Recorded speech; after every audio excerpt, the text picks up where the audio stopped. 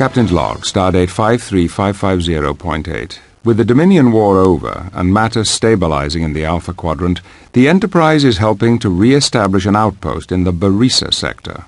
Though we are not expecting any conflicts, there have been rumors of renegade Dominion ships in the area who have refused to accept the Dominion Federation Treaty. The Enterprise is being sent to protect the outpost should any hostilities arise.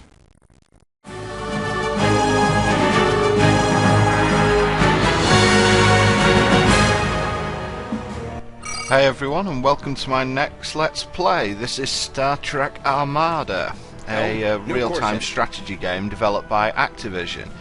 It was Activision's first attempt at making a game in the Star Trek franchise, which throughout history has really been underrepresented in terms of good games. Star Trek: A Final Unity 25th anniversary and Deep Space Nine Harbinger maybe pretty much the only ones that a prudent course of action garnered any sort of fan base really up until this point. And station construction commencing. We ended up with Activision having the license and producing armed and ready games that at least weren't offensive. Some of them were actually quite good. Status report. I wouldn't say Armada was a great game by any stretch of the imagination, but its sequel Armada 2 was pretty good, and it spawned a few other games that, given the fact that the Star Trek community at the time had such low expectations of games, then something like Armada came as something of Mr. relief. LaForge, reroute all auxiliary power to the engines. As you can see, this is a pretty standard real-time strategy game, unlike a game like StarCraft, reroute all auxiliary power to the engines. A lot of the time it's about swarming tactics. Can you make the most very quickly? The most amount of ships you're ever going to have in a fleet in this game, unless you're going for total overkill, is something like 25 to 30. So, you know, you're never really going to have the massive 200 unit swarms that you have in the games like StarCraft, so you do have to play a little bit differently. It's mainly all about power and having the right ships and right special weapons available. First mission's pretty much a tutorial. We've got the construction ship building a starbase here. And basically there are three resources that you can see in the top right hand corner. We have dilithium, which is currently at 4,000. We have crew, complete, which are refilled by starbases essentially. Obviously starbases serve a bit of a different purpose than they do in the Star Trek universe, because it looks like they're here to make people at a very rapid rate. So that is a logical request. Station construction commencing. The blue rock is a dilithium moon. That's where we mine dilithium from, and we're going to make some dilithium freighters when it's built in order to mine that dilithium. And the one on the far right is officers, and that's basically your food count. Realistically, you're never going to certainly not for a while, you're never going to get anywhere near a cap. Status report. Armed and ready. Wouldn't worry about that. Two ships that we have here. We have the Enterprise E, which is a Sovereign class starship, which is about as good as the Federation can make. And it's two accompanying vessels. Sensors are picking up Dominion attack ships heading this way. All hands to battle stations. These Dominion Jem'Hadar fighters don't really cause much of a threat, so sort them out pretty quickly. Yeah, the ships accompanying the Enterprise are Akira class starships. They're pretty standard cruisers in this game, and their role is actually a heck of a lot different requesting additional personnel in this game than it is in the Star Trek canon. Starship construction in the Star Trek canon, Akiras are basically carriers, and torpedo cruisers would probably be the best description for them. They've got even more torpedo firepower than a Sovereign class ship, but in this game they're limited to pretty much phaser Prepare the docking capability, bays. and that's it. I'm just moving the construction ship towards the All sections on starbase standby. for a bit of protection. Enemy engaged. As you Armed can and see, ready. the Enterprise is armed with both phasers and quantum Starship torpedoes. complete. It's only new course the heading. large capital ships in this game which are Status actually report. armed with both. Usually ships are armed Will with do. either the straight up beam phaser or they're armed with the pulse phaser weaponry, which you'll be familiar with from All the work crews Defiant. report to station.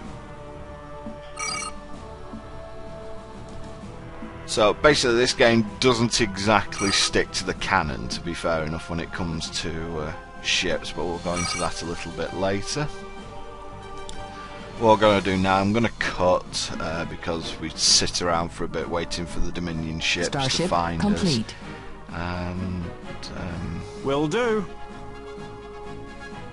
once they do find us, we will come straight back.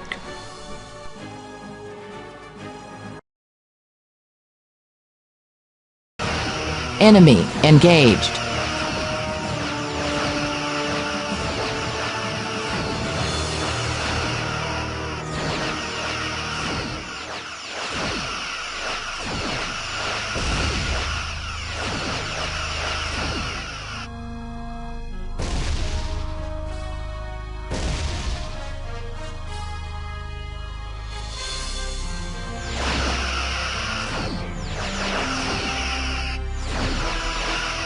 Captain, the area is secure from Dominion ships, but I am reading some strange temporal distortions in the area.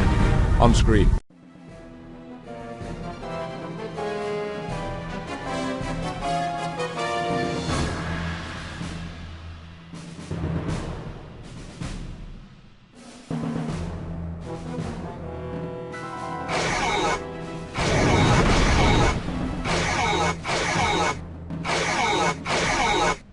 That ship.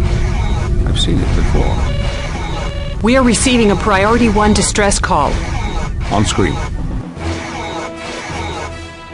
This is Captain Thaddeus Deming of the USS Premonition. We are under attack by the Borg. To any ships in the area, this is the USS Premonition. Sir, we lost the transmission. Data, locate the origin of that transmission and lay in a course. Well, party's over and it looks like the Borg have arrived. They're not really much threat to the Premonition. The Premonition's shields are ready. set to recharge at a ridiculous rate here, so the Borg really can't do any damage to it. Just regarding what I Alert said the earlier crew. about weapons, you'll have noticed during the fight with the Jem'Hadar that the beam phaser never misses, however the torpedoes do. It's the same with pulse phasers. Pulse phasers can also miss. So despite the fact that the beam phaser is the lowest power of weapon in the game, Bring the us fact into that it weapons never range. misses is actually something to be thankful for. Plus it's fairly rapid fire as well, the beam phaser, so Status report. it's a bit of a balance, and I kind of like the beam phaser overall.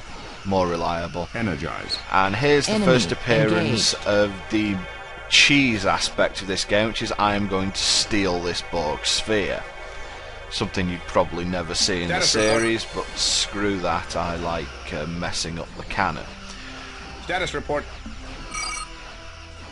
Energize. Anyway, we're about to win this mission, so I will see you next time, guys. Captain, they're receiving a hail from the Premonition. On screen. All sections on standby. Picard. It's an honor to meet you, sir. Captain Deming, you and your ship do not appear in the Starfleet database. Do you have an explanation for this? That is because it does not yet exist. I've come from the future to warn the Federation of an impending Borg invasion. We must act quickly if we are to stop them. Captain Deming, Starfleet has strict regulations which prohibit tampering with the current timeline. I have no intention of... Captain! Within the hour, the Borg will attack and assimilate Starbase 612. Its destruction was marked as the first step in the Borg invasion that eventually took over the Alpha Quadrant. Picard, where I come from, the Federation barely exists. Vulcan, Bajor, Kronos, Earth, they're all assimilated planets. This is our last hope, Captain. If you don't help us, the Alpha Quadrant will fall to the Borg.